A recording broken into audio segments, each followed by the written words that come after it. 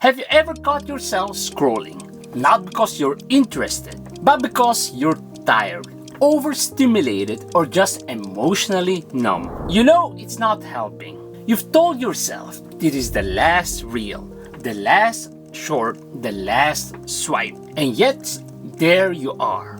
An hour later, feeling drained and frustrated, maybe even ashamed. This video isn't here to lecture you. It's not another productivity hackathon or a dopamine detox checklist. Because the truth is, you're not lazy. You're not broken. You don't need more discipline. You need better defaults. By the end of this video, you will have a simple system to gently interrupt the scroll loop. Not with willpower, but with curiosity, with presence, with intention. Because this isn't about doing more, it's about becoming more of who you actually are. Creative, focused, and fully alive. The last couple of weeks, I caught myself doing something ridiculous. Every morning, I would pick up my phone to check one message, and 40 minutes later, I was deep into the random reels, comparing my life to people I don't even know. The worst part, I knew better. I've read the books, watched the videos, I even set up screen limits, but nothing stuck. That's when I realized the problem wasn't me. It was the invisible system around me, my environment, triggers, and even identity. I stopped trying to fight the algorithm with more willpower. I started building a system that worked with my real habits, my real emotions, and my real life. The thing is, I used to think my problem was discipline. But what I realized is my environment was setting me up to fail before I even had a chance. Imagine trying to eat healthy while living in a candy store. That's what it's like trying to avoid infinite scrolling when your phone is always within arm's reach. Our environment isn't neutral. It's full of triggers. If your phone is glowing on your desk, whispering from your nightstand, or buzzing in your pocket, your brain never stood a chance. And let's be honest, by the time you notice you're scrolling, you've already been at it for at least 10 minutes. The easiest way to break the habit: don't fight harder. Design smarter. Keep your phone in another room. Make your bedroom a tech-free zone. Even small changes like switching to grayscale or deleting tempting apps can drastically reduce your scroll time. You're not lazy. You're just surrounded by triggers. Remove them and the temptations fade. But even a clean environment won't help you if your emotions keep dragging you back to your phone. Let's talk about the real reason you scroll, even when you don't want to.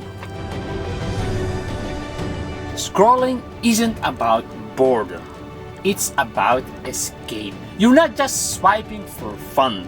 You're self-soothing. You're anxious, lonely, stressed. Your phone is a fast-acting painkiller, and the side effects: lost hours, fried attention, lower self-worth. But you're not weak, you're human. Scrolling is your brain's way of saying, help me feel better. So help it, but with better tools. Track when and why you scroll and write it down. Is it boredom? Maybe insecurity or even stress? Then replace the escape with healing. If you're lonely, call a friend.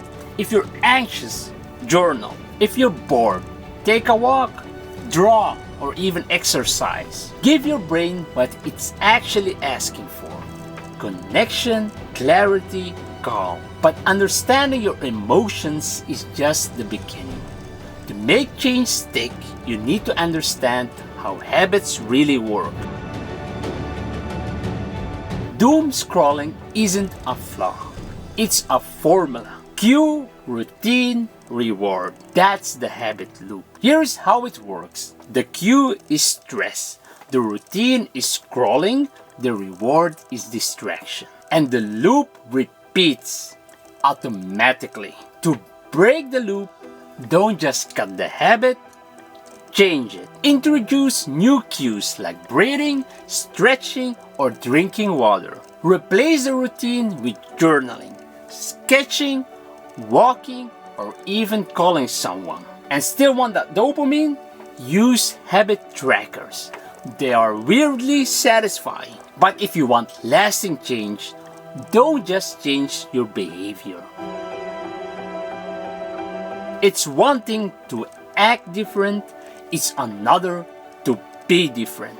If you see yourself someone who can't focus or someone addicted to their phone, you'll keep proving yourself right. Instead, shift your identity. Say, I'm someone who values presence. I'm a creator, not a consumer. Then, act like it, even in small ways. Your habits will catch up to your identity. Anchor your actions in who you want to be. This isn't just a new habit, it's a new story. And speaking of stories, what if the most powerful anti-scroll tool wasn't digital at all? We scroll to avoid life, but what if you could write your way back into it? Phones flatten your experience. You see their highlights, but forget your own. You absorb, but never reflect. Grab a pen. Try homework for life. Write down one meaningful moment each day. Try morning pages. 3 pages of raw, unfiltered thought. Try a dopamine menu. Healthy, quick mood boosters you can turn to. Use a habit tracker. Make it colorful, make it yours. You'll feel more present, more powerful, more you. But if journaling brings awareness, you still need to defend against the platforms themselves. Let's be real.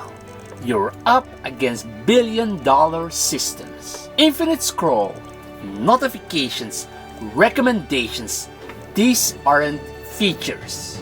They're hooks. Your attention isn't being stolen. It's being sold.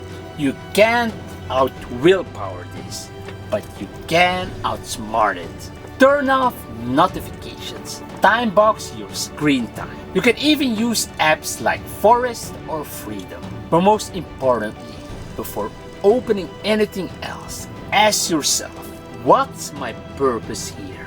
When you scroll consciously, these hooks don't work. But all this can feel like a lot. That's why the final piece isn't about trying harder. Willpower burns out. Systems sustain. If you rely on motivation alone, you will scroll the second life gets stressful. But instead, build systems. Tech-free hours, physical barriers, preset routines, like a candle before deep work. Use visual cues, track progress, add accountability, automate the friction. This isn't about strength, it's about structure. So basically, make good choices easier and bad ones harder. You're not broken. You're just running the wrong playbook. Let's rewrite it, one shift at a time. So no, you're not addicted because you're weak. You're just human. And humans thrive when emotion, identity, systems, and design all work together. If this video helped you, please hit the like button so that the algorithm knows this wasn't just another video, but it was a wake-up call. Drop a comment below. What's one action you're taking today? And if you want more real, honest self-development tips, please subscribe. This isn't about quitting your phone. It's about coming back to yourself.